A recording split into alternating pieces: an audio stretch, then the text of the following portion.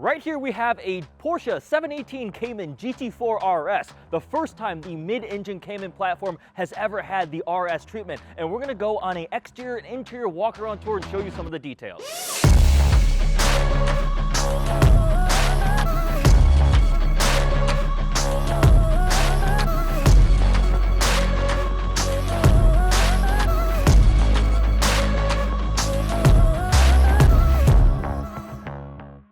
This specific GT4 RS is in paint to sample Mexico blue, very cool shade of blue, with the Vistock package, which means it has a lot of carbon fiber. And as with the other RS versions, it is the most track focused one. So we'll see a lot of visual and functional differentiation on the outside.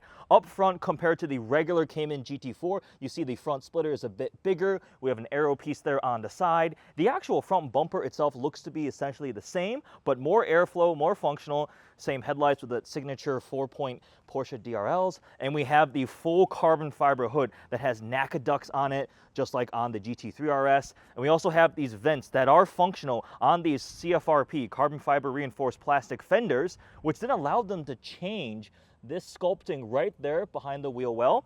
And this is functional to relieve pressure, allow airflow out, and also little pieces of pebble and road debris would come out of there. We have the regular center lock wheels on here with the Porsche carbon ceramic brakes.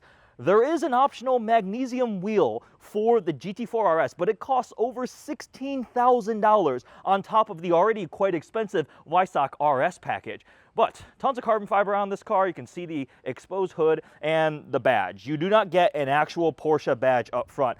It becomes a sticker for weight savings. They do this on all the GT3 RS models and GT2 RS because, I mean, it's not that much weight savings, and I actually would have preferred a regular badge, but it's part of the whole ethos of this car. We have the gas cap up here because the fuel tank sits in front on these vehicles. Mid-engine, unlike the 911, which is rear engine. Along the side, we have one of the coolest and most unique parts of the GT4 RS. Right here, instead of glass, we have the intake. So below here on the regular Cayman GT4, that's where the engine gets air. This is still functional on the 4RS. It provides engine cooling. But above it, instead of that piece of glass here, you have a carbon fiber intake, and that's where the engine breathes. We'll see in the inside in a moment what that looks like, but that is such a unique touch. Coming around back, we have the fixed swan neck wing, although it is adjustable, so it's like a fixed one, not active in that way, but with these little screws, you can adjust the angle if you're really, really hardcore at the track. We have the GT4 RS lettering here on the sides of the wing plates, little subtle touch there. This is a swan neck wing, which means it attaches from the top because for downforce, the underside surface area is the most important. So you want to maximize that as smooth, largest possible, uninterrupted, which is why on the 992 GT3 and on this GT4 RS, they have the top mounted swan neck wing. We do have a bit of a little ducktail right there. The GT4 RS badge, again, as a sticker because weight savings, the Porsche lettering in black. We have dual split exhaust tips here. They are like baffled, or as my friend Jason said, ribbed for your pleasure. He said that, not me. We have backup sensors. This car is from Platinum Motorcars, so thanks to Syed over at Platinum Motorcars for letting me take this paint to sample GT4 RS for a spin. The magnesium wheels would have looked really cool on this too because they're a dark blue finish, which would have went really well with the blue, the carbon, the Mexico blue. It's a good looking car. It's aggressive. It gets the GT4 RS treatment, which differentiates it from the regular GT4, the Spyder. There is now a Spyder RS though, so that'll be cool. And now time for the interior. So I slid the seat forward so you can see right back here, the intake system. It is pretty tight, but from here the air would go in and all this carbon fiber feeds the airbox right there, which is in the cabin with you. There is no divider, there's no glass, there's nothing. That engine compartment is effectively in the car with you. We'll go ahead and pop the rear trunk here, which is still functional, and you can put luggage back here. So you have luggage, you have where you can add water, coolant, oil, and then we have this carbon fiber cover here. It's all carbon fiber. That is gorgeous. GT4 RS lettering there, and you can see that plumbing system. I don't know what the technical term for that is, but the air intake system, all in carbon fiber. I cannot wait to drive this and see what it sounds like, because I've heard that intake noise changes the experience and is a huge differentiating factor from the GT3. So speaking of that engine, it's still a 4-liter flat six, and it is the proper GT3 engine. So revs to 9,000 RPM, just under 500 horsepower. Because they went from rear engine to mid-engine, there's a little bit more exhaust piping, which that's what Porsche is attributing to the slight power decrease. I don't know if I buy that. I'm thinking maybe it's more so to keep the hierarchy, but we finally have ourselves a mid-engine full GT spec car. So now let's check out the interior. We have the carbon fiber bucket seats, which I believe are pulled straight from the 918 Spyder. You could get these on the GT3s, the 3RSs. They are very, very aggressive. They look amazing. Not a lot of adjustability, but for the track, for the most hardcore version, as a Weissach RS, it makes sense. They have a nice matching dark blue spec on this one. There's a lot of paint to sample custom options on this vehicle. We've got the carbon door sill plates here in this like yellow gold finish. I'm gonna go ahead and slide this seat back. It's actually not that bad. Once you're in, these seats hold you very nice and snugly. It's actually not bad. I've done a good amount of miles in carbon buckets and Porsches, and they're not terrible. Man, this is familiar. That's the first impression. If you've been in a 991 generation GT3, a Cayman GT4, a lot of this stuff is extremely, extremely familiar, which is a good thing because it's already amazing.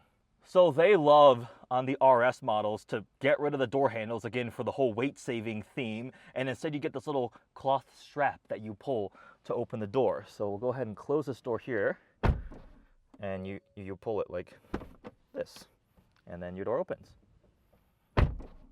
Would an actual little plastic handle add that much weight? I don't think so. I think that's more so the kind of design philosophy to make the owners feel like they're in a more racy car. Bose sound system, plenty of carbon trim. It's all Alcantara suede with the dark blue stitching there. These are actually dark blue too, and I believe on this spec here, yep, the seat belts are also dark blue. So the theme with the light blue, Mexico blue outside, very nicely spec'd. You can see the carbon fiber peeking through there on these seats. A little bit of perforation here on this suede insert, and everything is like the suede Alcantara. There's a little bit of leather. The door uppers here are in leather on this specific one. There's that other Weissach RS badge in metal with cup holders. This still has cup holders, and of course this cover is in carbon fiber. And then you can open the cup holders there, and then we close that. This will close and this stays out. So well engineered. Although my friend with a 718 Spyder said the one complaint is if you put like a cold beverage here, the condensation will drip down here because it's just this like little bare minimum support for cup holders. So we are speaking of the most first world of problems, but it is something worth mentioning. The smaller screen here, if you look at a 992 GT3, it looks like it's a bigger screen. This may look like a manual shifter here, but it is not. This is PDK only, so we have the paddles here. If you look in the center, we only have 3 circular, what are these called? Like little gauge pods. So left one is your speedometer. We have the tachometer in the middle, front and center. That is the most important one, revving to 9,000 RPM. It does go to 10, but you see red line at 9,000. GT4 RS, we got a little digital screen here on the right. I always love when they put that little ghosted outline of the car with the logo. We have the Sport Chrono clock up there too. And then we have the Alcantara steering wheel. Porsche always does a good job with it. No distraction on this one. There's no little rotating little toggles for the modes. It's just a steering wheel with the paddle shifters mounted there, the Porsche crest, and of course we have the ignition here on the left. We'll start it up in a moment. A lot of buttons. Porsche loves their buttons. PDK Sport, that's for changing the transmission into the sport mode. This makes the dampers even stiffer from the already stiff because this is an RS model. We have ESC off. ESC and traction control off. It does have front lift option. There's the active exhaust button, lock unlock hazards. Nice satin carbon fiber finish here across the interior, and we have more suede with that blue stitching. It's all little details. Porsche does such a good job with the details. The build quality is impeccable. And then suede headliner here too. Looking back there, we have the trunk, so relatively practical, and that's your view straight back. You have the big wing. You can see the carbon fiber, the intakes on either side there from the side windows, where the windows used to be. Traditional Porsche key here, kind of shaped like a car. Insert. Everything prime. Ooh. Let everything warm up, and then we're going to take this for a drive for the full review. We're gonna pop the front trunk, take a look at that. That carbon fiber hood looks so good. Should be a little latch here somewhere, there we go. You can see just the exposed weave underneath. It's got decent sized space. We got some oil, some racing pads already, helmet. This car has gotten through break-in and the owner has been tracking it and properly enjoying it. It's already had like almost 5,000 miles, I think, which is what this is for. This is a track-focused Cayman GT4 RS. There's now the Spyder RS. We still have the Cayman GT4, the 718 Spyder, 992 GT3, GT3 RS has come out. So there's a lot of high-end track-focused Porsches becoming available. They are definitely all very, very expensive. Base price, MSRP, about $160,000 for the Cayman GT4, but obviously you add on things like the Visoc package, paint to sample, all the other things, front lift. Porsche is very good at charging for everything, and they get quite expensive. These are transacting for, I think, well over $200,000, especially with dealer markup. Is it worth it? We're about to find out in the full review, but there is my walk-around exterior and interior tour of the Cayman GT4 RS. We have a bonus opportunity here because my friend Jason has a 718 Spyder, so we can compare these two platform siblings. Yes, I know there is now a Spyder RS, which is essentially the roofless version of the GT4 RS, but here the regular Spyder, which this is mechanically shared with the Cayman GT4, but it'll be still really cool to see how much more aggressive the Cayman GT4 RS is versus the Spyder slash regular GT4. So obviously this does not have a giant wing and it does not have a roof. So beyond that, that's the other big difference. You can order either a manual transmission or the PDK in this platform. When you go to the GT4 RS, it is PDK only. You cannot get a manual transmission. And then looking up front, you can see because we don't have that big rear wing, the aero is less aggressive. You have less of a front splitter here. We don't have those little side pieces versus on the GT4 RS, you have a bit more of a front splitter.